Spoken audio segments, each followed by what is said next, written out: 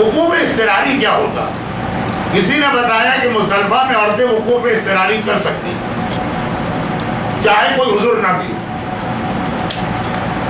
اور کیا میرے شوہر بھی وقوف اضطراری کر سکتے ہیں؟ نہیں، آپ نے غلط سنا.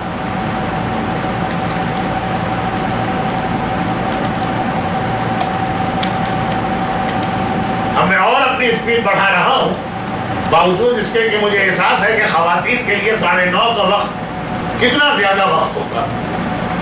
مجھے ختم کر دینا چاہیے یہ درس، لیکن اسپیڈ بڑھا کے کم از کم پرانے مسئلوں کا جواب کو مکمل کر دوں. آپ نے غلط سنا.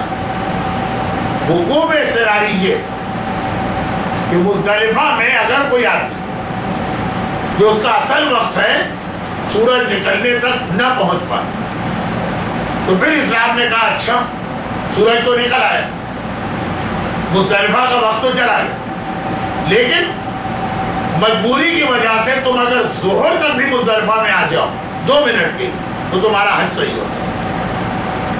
عورت کے لیے اسلام نے یہ کہا ہے کہ عورتیں، بوڑھے اور بیمار وہ چاہیں تو مزدلفہ میں رات آ کر 5 منٹ ٹھہر کے آگے منا جا سکتی ہیں، ان کو پوری رات رہنا واجب نہیں. مگر یہ وقوف اضطراری نہیں، یہ عورت کے وقوف کا اصلی ٹائم.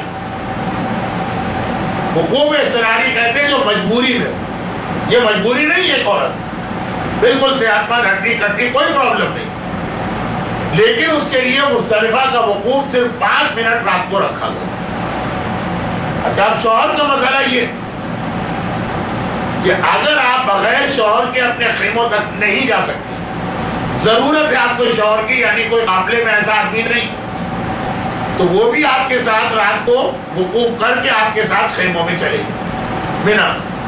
لیکن اگر واپس وہ آ سکتے ہو آپ کو خیموں میں چھوڑ دو تو ان کے لیے واپس آ کر اپنے صحیح ٹائم پر وقوف کرنا ضروری ہے.